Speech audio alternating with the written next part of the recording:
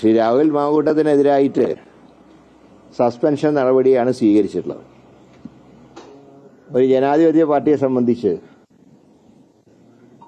ചെയ്യുന്നതിന് ചില നടപടിക്രമങ്ങൾ ഇപ്പോഴൊരു റിട്ടേൺ കംപ്ലൈന്റ് വന്നിട്ടുണ്ട്.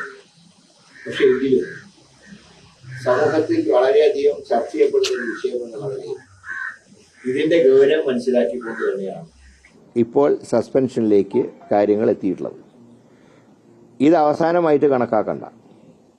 ഇനി കൂടുതൽ പ്രതികരണങ്ങളും പരാതികളും വരുന്നതനുസരിച്ച് മൂന്നാം ഘട്ട നടപടി സ്വാഭാവികമായും പാർട്ടികൾ ഇതിപ്പോൾ ഒന്നാം ഘട്ടം യൂത്ത് കോൺഗ്രസ് ഒരു സ്ഥാനം രാജിവെച്ചു. രണ്ടാം ഘട്ടം എന്നുള്ള നിലയിലാണ് സസ്പെൻഷൻ.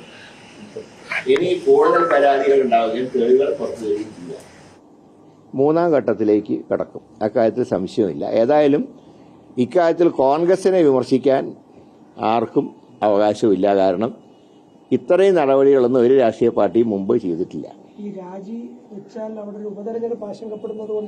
ഉപതെരഞ്ഞെടുപ്പിന് ഞങ്ങൾക്ക് ഭയമൊന്നുമില്ല. കാരണം പാലക്കാട്ടെ മത്സരം UDFും BJP ആയിട്ടാണ്. അതുകൊണ്ട് തന്നെ ഒരിക്കലും ഒരു പരാജയ ഭീതി ഞങ്ങൾക്കില്ല. പക്ഷേ ഇവിടെ ബൈ ഇലക്ഷൻ അല്ല ചർച്ച.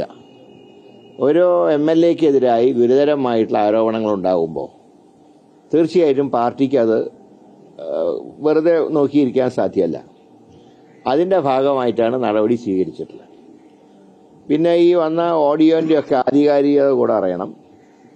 ഇക്കാര്യത്തിൽ മാങ്കൂട്ടത്തിൻ്റെ നിലപാടും നേരിട്ട് വരെ പാർട്ടി വിശദീകരണം കിട്ടിയിട്ടില്ലല്ലോ. അദ്ദേഹത്തിന് അതും കൂടെ നൽകാനുള്ള സമയമുണ്ട്.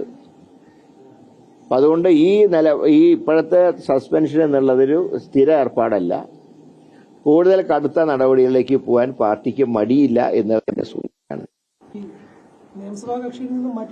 തീർച്ചയായിട്ടും. അതായത് ഒരു പാർട്ടി അംഗത്തിന് ലഭിക്കുന്ന പ്രൊട്ടക്ഷൻ ഇനി രാഹുൽ മാങ്കൂട്ടത്തിന് കോൺഗ്രസിൽ നിന്ന് ലഭിക്കില്ല എന്നുള്ളതിന്റെ സൂചനയാണ് ഈ സസ്പെൻഷൻ. ശ്രീമതി ഉമാ തോമസ് ഉൾപ്പെടെയുള്ളവർക്കെതിരെ വലിയ തരത്തിലുള്ള സൈബർ ആക്രമണം ഇന്നലെ മുതൽ നടന്നുകൊണ്ടിരിക്കുകയാണ്. കോൺഗ്രസിനുള്ളിൽ നിന്നാണ് അത് നടക്കുന്നത്. സൈബർ ആക്രമണം ഒന്നും ആരും ശ്രദ്ധിക്കേണ്ട കാര്യം, അത് വായിക്കാണ്ടിരുന്നാൽ പോരെ. അങ്ങനെ എനിക്കെതിരായിട്ട് എന്തൊക്കെ വരും ഞാൻ മൈൻഡ് ചെയ്യാറില്ലല്ലോ. ഉമാ തോമസ് പറഞ്ഞത് കേരളത്തിലെ സ്ത്രീകളുടെ വികാരമാണ്. അത് പാർട്ടി ഉൾക്കൊണ്ടിട്ടുണ്ടല്ലോ.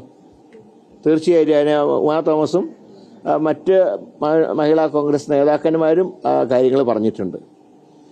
പിന്നെ ഇതിൻ്റെയൊക്കെ വെളിച്ചത്തിൽ തന്നെ സ്ഥാനാർത്ഥിയാക്കിയ പാർട്ടി ഞങ്ങളോടൊപ്പം ഇനി കൂടണ്ട എന്ന് പറഞ്ഞ സാഹചര്യത്തിൽ സ്ഥാനം രാജിവെക്കാനുള്ള അവകാശമൊക്കെ രാഹുലിനുണ്ട്. അത് വേണോ വേണ്ട അദ്ദേഹം തീരുമാനിക്കട്ടെ. അതായത് അദ്ദേഹത്തിനെ സ്ഥാനാർത്ഥിയാക്കിയത് കോൺഗ്രസ് ആണ്, സ്ഥാനാർത്ഥിയാക്കിയത് UDF ആണ്. ആ രണ്ടുപേരും പറഞ്ഞ് ഞങ്ങളുടെ കൂട്ടത്തിൽ ഇനി കൂടണ്ടെന്ന് പറഞ്ഞാൽ പിന്നെ കടിച്ചു തൂങ്ങണോ വേണ്ടേ എന്നുള്ളത് രാഹുലിന് തീരുമാനിക്കാം. പാർട്ടിയുടെ നിലപാടെന്ന് പറഞ്ഞാൽ ഇത്രയേ ഞങ്ങൾക്ക് ഇപ്പോഴത്തെ സാഹചര്യത്തിൽ ചെയ്യാൻ കഴിയുള്ളൂ. കൂടുതൽ കാര്യങ്ങൾ വന്നാൽ അന്ന് ബാക്കി കാര്യങ്ങൾ തീരുമാനിക്കാം.